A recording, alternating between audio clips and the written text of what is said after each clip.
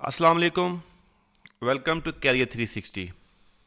Career 360 एक ऐसा platform है जहां पर आपको मिलती हैं बहुत सारी प्रोफेशनल ट्रेनिंग्स, लर्निंग्स और कैरियर अपॉर्चुनिटीज़ जो आप और आपके कैरियर के लिए ग्रोथ का बायस बन सकती हैं। यहाँ पर आपको engineering, technology, sales, marketing, management, human resource, supply chain, quality management और वैरायटी ऑफ सॉफ्ट स्किल्स के अलावा लातदाद प्रोफेशनल ट्रेनिंग्स मिलती हैं।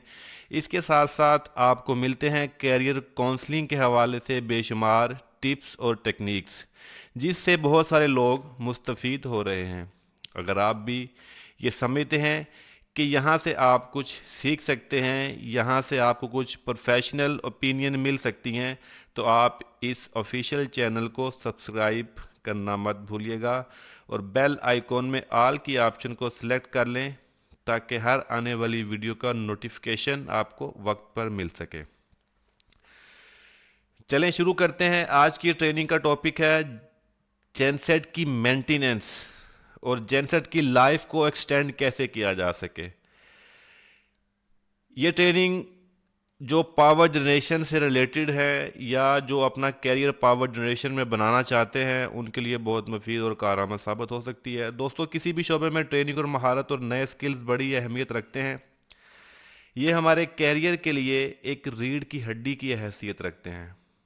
नॉलेज, नए स्किल्स, लर्निंग हमें कॉन्फिडेंस देती है। आप इंटरव्यू के दौरान ज़्यादा पुरइत्माद महसूस करेंगे अगर आपकी सीवी और कवर लेटर और जॉब एप्लीकेशन में ज़्यादा नॉलेज और स्किल्स मेंशन होते हैं।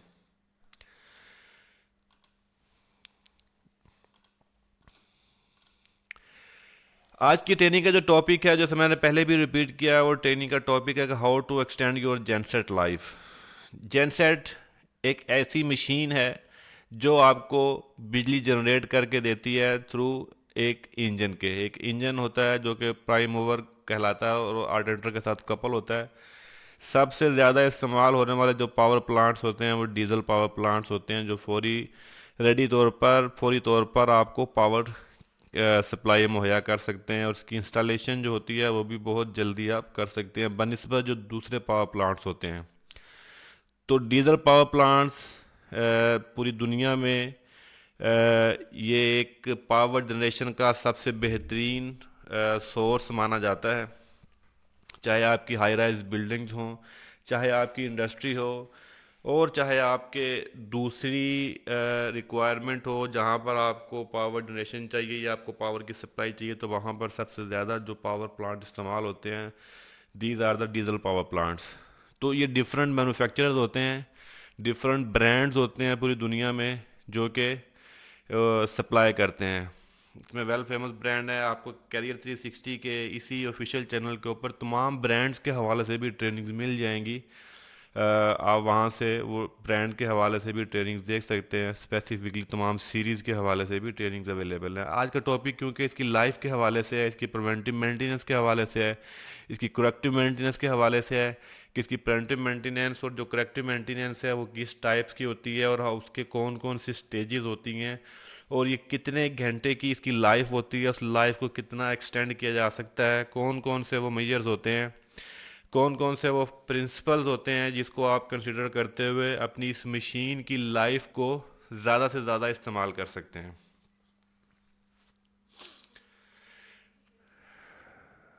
वैसे तो डीजल पावर प्लांट्स का जो लाइफ स्पेन है वो तकरीबन 25,000 आवर्स होता है। 25,000 आवर्स जो कि मैक्सिमम टाइम स्पेन होता है। हम ये डिपेंड करता है आपके यूजेज के ऊपर, आपकी लोड एप्लीकेशन के ऊपर और आपका जो लोड क्राइटेरिया है उसके ऊपर डिपेंड करता है। ये टाइम कम हो सकता है या ज़्यादा भी हो सकता है। इसके ऊपर मल्टीपल फैक्टर्स होते हैं जिसकी वजह से ये टाइम कम ज़्यादा हो सकता है। नॉर्मली तौर पर दो तरह की ओवर हालिंग्स होती हैं, एक मेजर ओवर हालिंग कहलाती है और एक इसकी टॉप ओवर हालिंग कहलाती है। टॉप ओवर हालिंग में जो ऊपर वाला पोर्शन है, जो इसके इंजन जो ब्लॉक के ऊपर वाला जो हेड होता है और जो उसकी दूसरी एसेसरीज होती हैं उसकी जो मेंटेनेंस होती है, these are also corrective maintenance. तो वो टॉप एंड कहलाती है, टॉप ओवरऑलिंग कहलाती है। और इसकी जो कंप्लीट अगर ओवरऑलिंग की जाए, जिसमें इसके पिस्टन वगैरह भी चेंज किए जाते हैं, इसके नीचे जो इंजन का जो ब्लॉक होता है उसका भी काम किया जाता है, तो वो आपकी मेजर ओवरऑलिंग कहलाती है। खैर, इसके डिटेल ट्रेनिंग्स, दूसरी ट्रेनिंग्स हैं, वो भी आपको मिल जाएंगी यहाँ से। अगर आप ढूंढना चाह रहे हैं प्रिवेंटिव मेंटेनेंस के हवाले से, इसकी मेजर ओवरऑलिंग के हवाले से मैकेनिकल ट्रेनिंग्स भी अवेलेबल है यहाँ पर, वो भी आपको मिल सकती है यहाँ से, आप वो फाइंड आउट कर सकते हैं। और वक्तन फ़वक्तन डिफरेंट टॉपिक्स के ऊपर भी ट्रेनिंग्स आती रहती हैं। आप इसको सब्सक्राइब करने के बाद बेल आइकॉन की अगर आल की ऑप्शन को सिलेक्ट कर लेंगे तो आपको हर वीडियो का जो नोटिफिकेशन है वो आपको वक्त पर मिल जाएगा।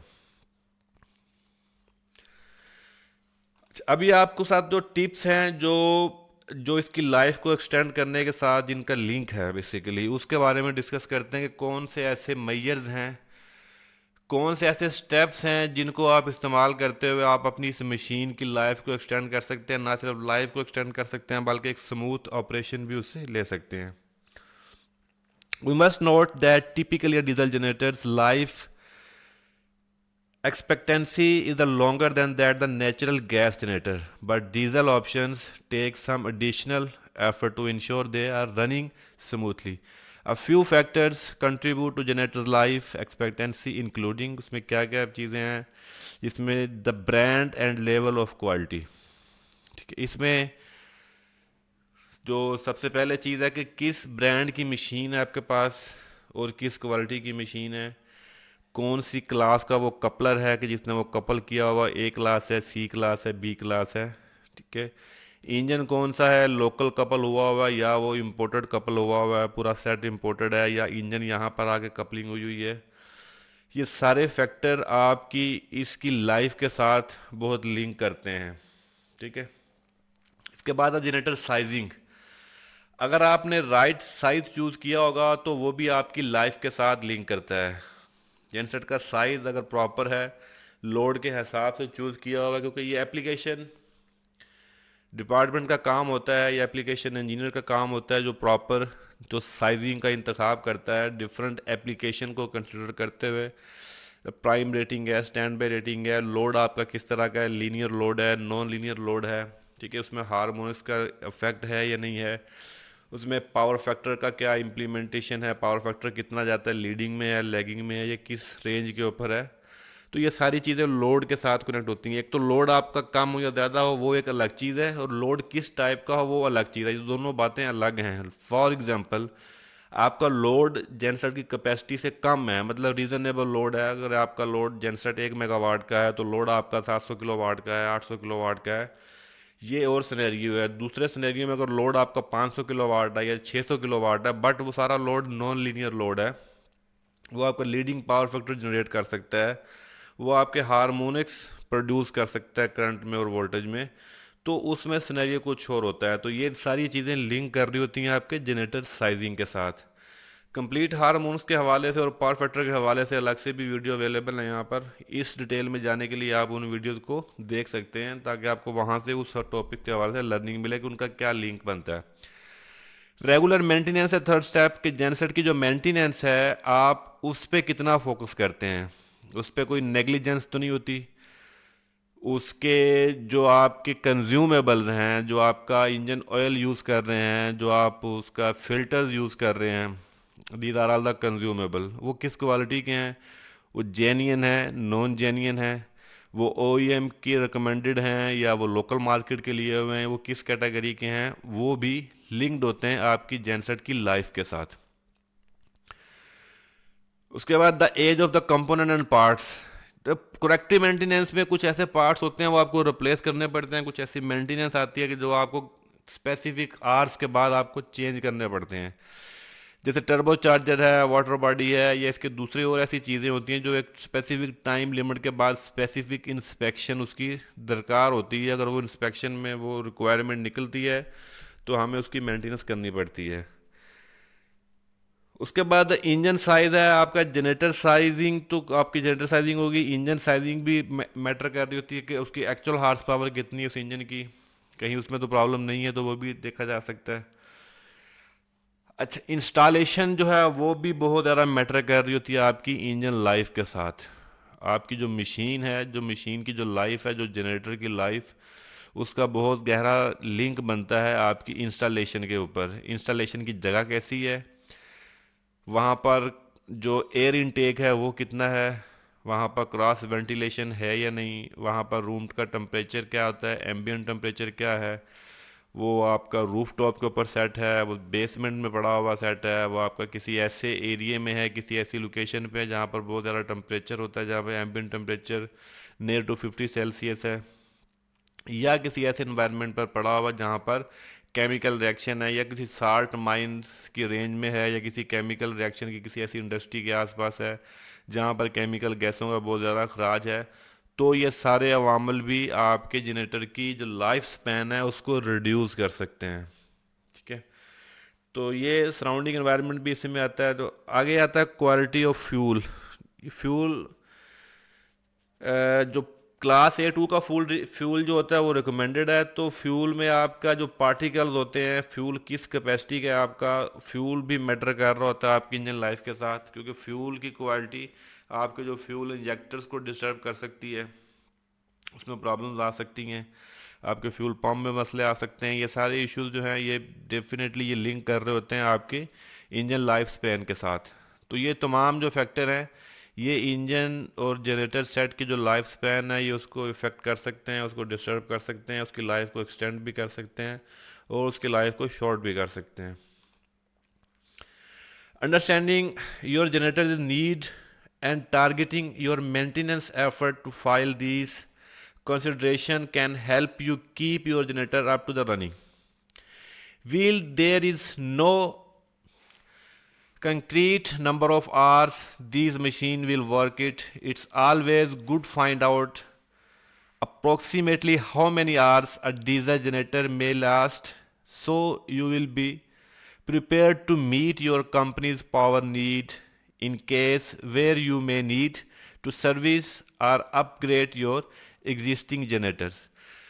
कोई भी OEM जो जनरेटर बनाने वाली कंपनी है, जो मैन्युफैक्चरर है, वो इसकी कोई स्पेसिफिक आवर्स मेंशन नहीं करता कि इस इंजन की लाइफ जो है वो 25,000 आवर्स है, 20,000 आवर्स है या 15,000 आवर्स है। ये चीज़ें डिपेंड कर रही होती हैं आपके केयर टेक के ऊपर, आप कितनी उस मशीन की टेक केयर करते हैं, कितनी उस मशीन का ख्याल करते हैं, उसके करेक्टिव और प्रिवेंटिव मेंटेनेंस टाइम के ऊपर करते हैं, पार्ट्स जो जेन्युइन इस्तेमाल करते हैं। तो ये सारी चीज़ें आपके उसी के ऊपर डिपेंड कर रही होती हैं इंजन की लाइफ। ठीक है, आप इन चीज़ों को फोकस करते हुए अपनी मशीन की लाइफ को एक्सटेंड कर सकते हैं। How to extend your diesel generators life expectancy. अच्छा, अभी जो स्टेप्स हैं वो मैं बार बार आपको वो जो स्टेप बाय स्टेप वो चीज़ें बताऊंगा कि जिनको फोकस करते हुए हम अपनी इसकी जो लाइफ स्पैन है उसको हम इंक्रीज कर सकते हैं।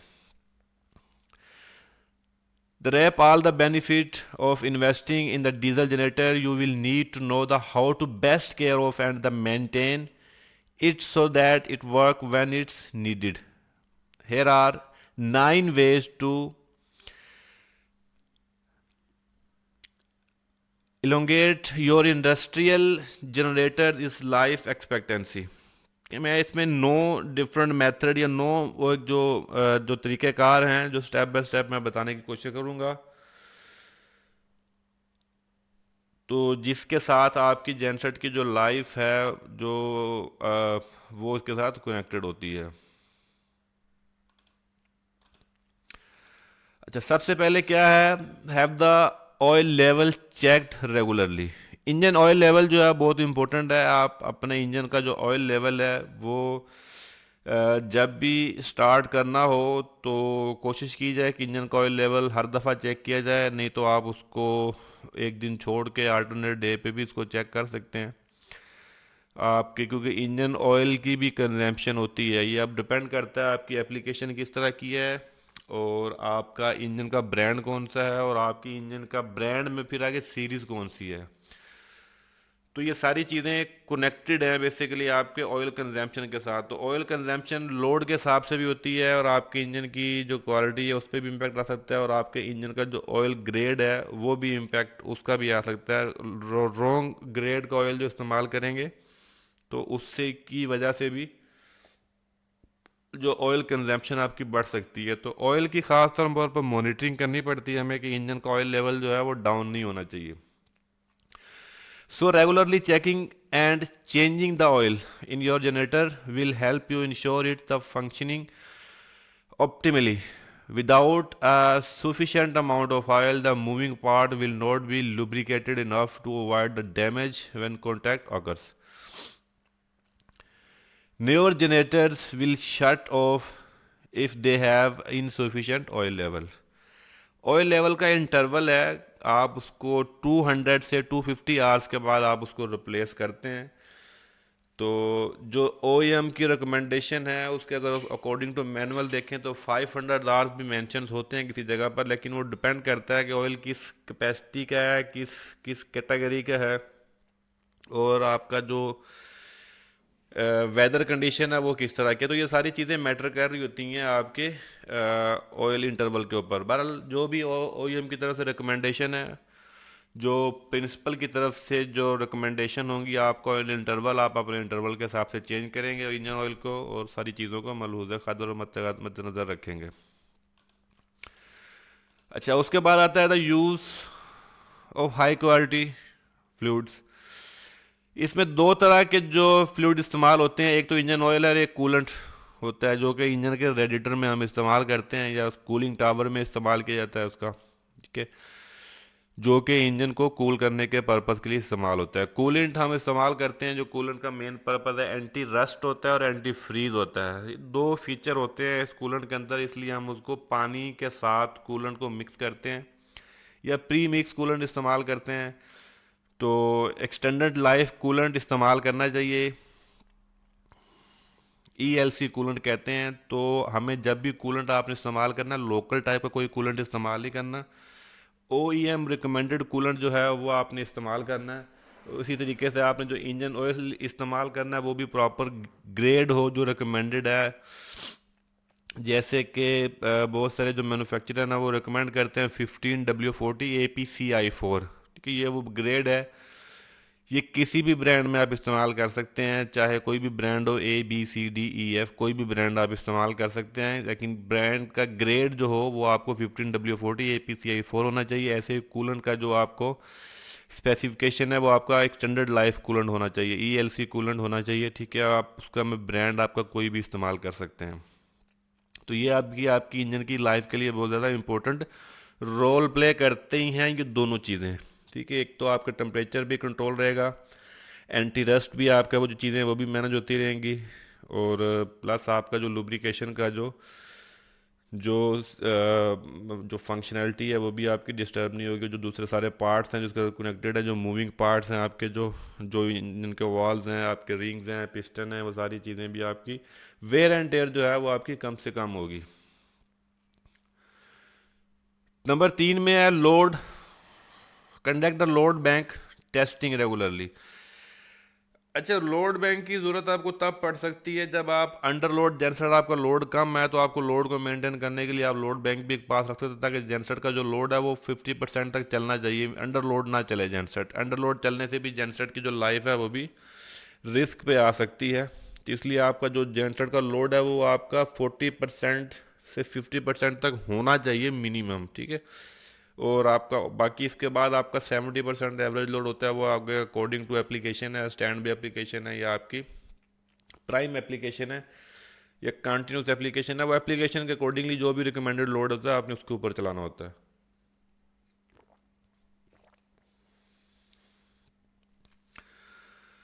To see how efficiently your generator is operating, you will need to conduct the load bank testing regularly. This testing is a part of the preventive maintenance and allow to the machine to see if the generator is operating optimally.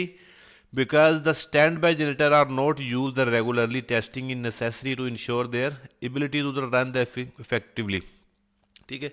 अगर तो prime application पे चल रहा है तो फिर load bank की जरूरत नहीं। अगर स्टैंड बाई रेटिंग पे है, जो कि एक साल के लिए 500 घंटे के लिए चलता है जनसेट, तो उस कंडीशन में ये लोड बैंक वाली रिक्वायरमेंट जो है वो आपको मीट करनी पड़ती है, ताकि आपको उसको रेगुलरली आप उसको लोड पे चला के चेक करते रहें।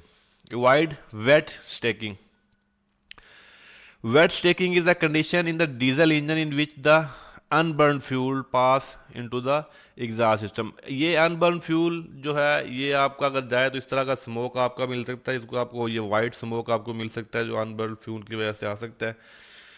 Wait stacking the prevention is the crucial for the longevity of any generator. Wet staking refer to the phenomena when the unburned fuel leak into the exhaust pipe of diesel engines, leaving the dark, thick substance behind. Wet staking occurs when you run the diesel generator by operating it at under 60% of the rate of the power load, working with the wrong air fuel ratio, using the generator too much or too often the enough, operating it at the wrong temperature। तो ये causes होती हैं जो आपका unburn fuel को जो situation में ला सकती हैं। समटाइम आपका फ्यूल पंप की अगर टाइमिंग सही ना हो तो भी ये मसला आ सकता है उसमें।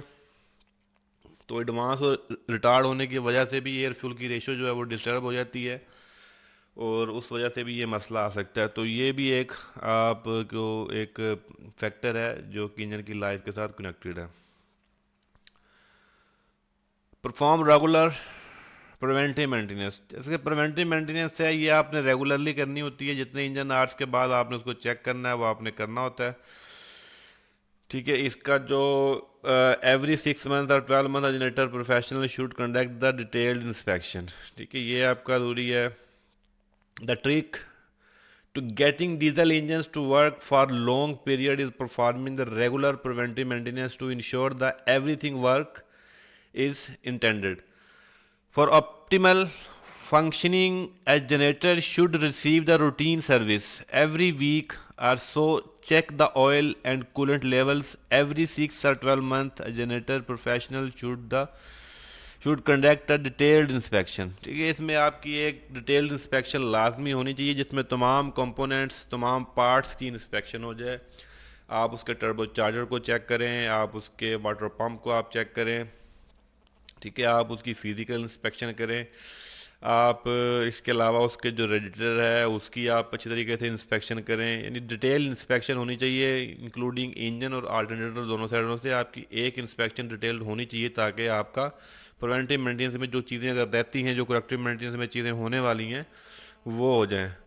बाकी टाइम के साथ आप उसका ऑयल चेंज करें, टाइम के साथ उसके फ़िल्टर बदलें, oil filter, air filter, fuel filter and engine oil, that these are all the consumables. तो कंज्यूमेबल की जो टाइमिंग है वो आपकी टाइम के साथ आप इसको चेंज करते रहें ताकि ये प्रिवेंटिव मेंटेनेंस अगर डिले होगी तो आपका इंजन की जो एफिशिएंसी है, उसकी जो जो लॉन्ग लास्टिंग जो फीचर है, जो उसकी लाइफ है वो आपकी इफ़ेक्ट हो सकती है।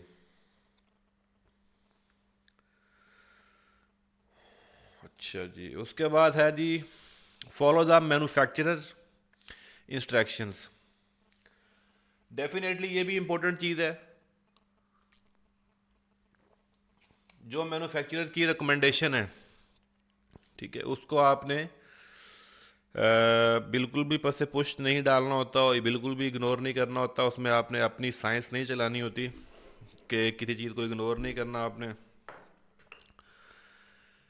इंस्टॉलेशन की जो प्रैक्टिस है, जो रिकमेंडेशन है जो आपकी, वो प्रॉपर होनी चाहिए। आपका वहाँ पर आपकी जो एयर इनटेक है वो प्रॉपर है, आपके जो सी एफ एम है, जो फ्रेश एयर मिल रही है कूलिंग के लिए प्रॉपर, वो आपको सी एफ एम कितने मिल रहे हैं, रिकमेंडेशन है वो आपकी पूरी होनी चाहिए। एग्जॉस्ट जो है वो बेहतर होना चाहिए, उसमें कोई रेजिस्टेंस नहीं होनी चाहिए, ज़्यादा बेंड नहीं होनी चाहिए। यानी ये चीज़ें इंस्टॉलेशन से रिलेटेड हैं।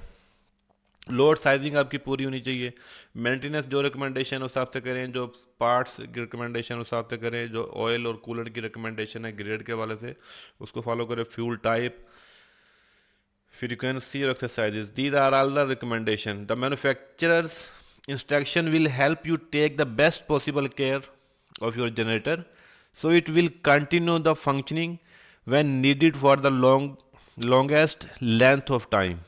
This is especially important since there are general service and maintenance guidelines for generator, but certain manufacturer may have more specific guideline when it comes to keeping your generator in tip top shape.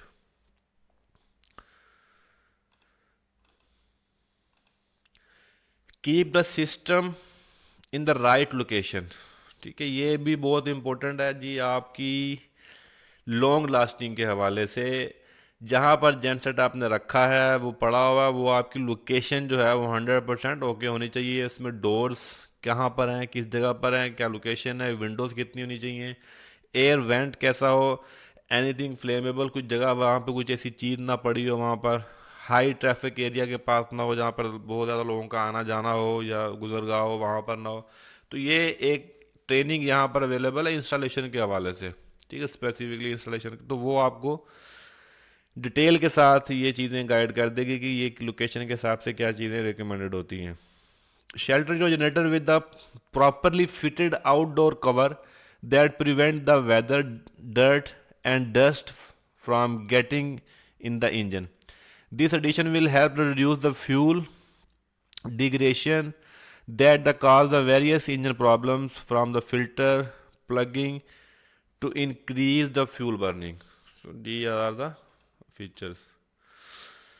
If your generator is installed indoor, be sure to have the venting system inspected regularly to ensure that the will help to no issue with the exhaust system. यानी जो मैंने आपको पहले बातें बताई हैं, आपका intake का सिस्टम, आपका फ्रेश एयर का सिस्टम और आपका एग्जॉस्ट का सिस्टम, यानी इनटेक जो ताज़ा हवा उसको चाहिए, जो ऑक्सीजन चाहिए होती है जेनसेट को, वो प्रॉपर हो, सफिशेंट हो, उसकी रिक्वायरमेंट के मुताबिक हो। और ऐसे ही एग्जॉस्ट का जो सिस्टम है वो भी रेजिस्टेंस फ्री होना चाहिए, उसमें बैंड कम हो, जो डायामीटर हो एग्जॉस्ट का जो सिलेंसर का वो कम ना हो, वो पाइप का जो साइज है वो लंबा ना हो बहुत ज़्यादा। ठीक है, उसमें ये सारी चीज़ें जो हैं वो प्रॉपर होनी चाहिए दोनों चीज़ें। तो ये भी आपकी इसकी लाइफ के साथ बहुत ज़्यादा इंपॉर्टेंट रोल प्ले करती हैं। Prioritize clean air, part of storing part of storing the generators in the proper area of prioritizing the clean air, because the engine works by compressing air in the injecting it into the fuel supply. Air quality matters, definitely air quality matters. Dust and debris can clog air filter, आपका जो air filter चोक हो सकता है आपका इस जगह, जो air जो वो डस्टी है या एरिया आपका या जहाँ पर आपको एयर जो डस्ट पार्टिकल ज़्यादा हैं तो वो आपका एयर फिल्टर को भी ख़राब कर सकता है, आपको फ्रिक्वेंटली चेंज करना पड़ सकता है। अगर ऐसी जगह पर है भी तो उसको आप टाइमली और रेगुलरली जो एयर फिल्टर्स हैं उनको आप चेक करते रहें, उनको प्रॉपर उसको साफ़ भी करते रहें। अगर वो ज़रूरत है चेंज करने की तो वो चेंज भी आप करते रहें अकॉर्डिंग टू रिक्वायरमेंट के हवाले से। उसके अलावा उसके बाद आती है